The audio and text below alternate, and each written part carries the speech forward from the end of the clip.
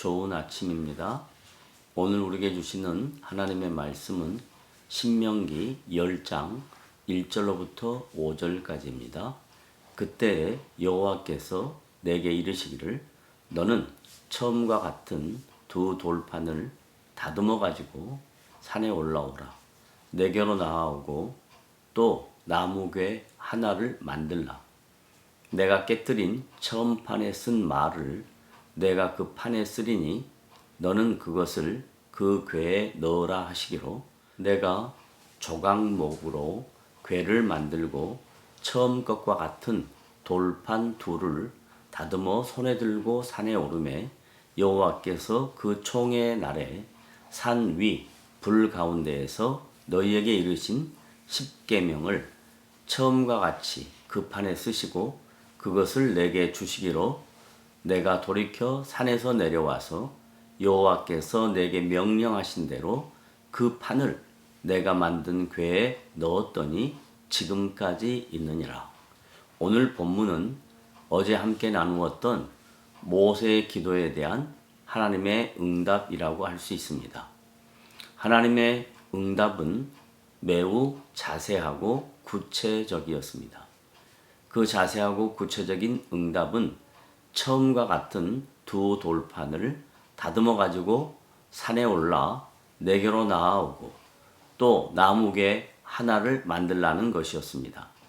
모세는 두 돌판을 다듬으면서 자신의 혈기와 과격한 행동에 대하여 반성할 수 있는 계기가 되었던 것입니다.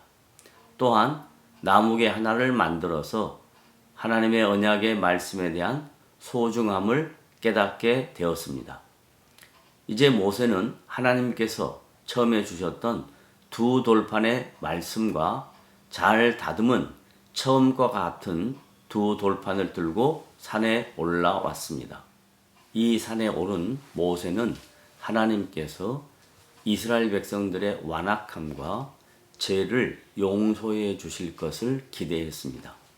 또한 하나님께서 친히 자신의 조상들에게 세우셨던 언약을 은혜로 회복시켜 주실 것까지 소망했습니다. 본문 4절에 보면 총회의 날이란 표현은 모세가 온 이스라엘 백성을 여호와 앞에 불러 모은 날입니다. 이 총회의 날은 모세가 하나님께로부터 받은 첫 번째 돌판과 두 번째 돌판 때에도 호렙산 위에 불 가운데서 친히 임재하셨다는 증거입니다. 이것은 하나님의 언약의 내용이 동일하다는 것을 강조하는 것이기도 하였습니다. 요한복음 1장 14절을 보면 말씀이 육신이 되어 우리 가운데 거하심에 우리가 그의 영광을 보니 아버지의 독생자의 영광이요 은혜와 진리가 충만하더라고 사도 요한은 기록하고 있습니다. 십계명은 곧 하나님께서 친히 쓰신 말씀이며 이 말씀은 성육신하신 예수 그리스도를 증거하는 것입니다. 성육신하신 예수 그리스도는 하나님 아버지와 동등한 영광과 은혜와 진리가 충만하신 분이셨습니다. 이제 모세는 살아계시며 인격적인 하나님과 만남을 뒤로하고 산에서 내려왔습니다. 하산한 모세는 이스라엘 백성들 앞에서 하나님의 명령을 철저하게 순종하는 모범을 친히 보여주었습니다. 모세는 하나님께서 명령하신 대로 자신이 만든 나무 궤에 두 돌판을 넣었습니다.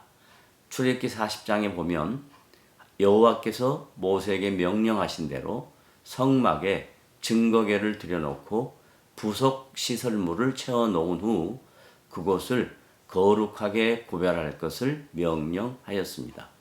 이 구별된 성막 시설들은 모세가 모압 광야에서 이스라엘 백성들에게 설교할 때까지 그대로 존재하였습니다. 이것은 열왕기상 8장 9절을 참조하면 되겠습니다. 이 언약의 두 돌판을 나무 궤에 넣었기 때문에 그 궤를 언약궤라고 명명하였습니다. 이 언약궤는 하나님의 임재의 상징이며 그 안에는 제사장 아론의 지팡이 그리고 만나 그리고 십계명을 새긴 두 돌판이 들어 있습니다. 하나님의 임재와 위로하심이 오늘 하루에 여러분의 인생 속에 충만하게 넘치시기를 주님의 이름으로 부탁을 드립니다. 아멘.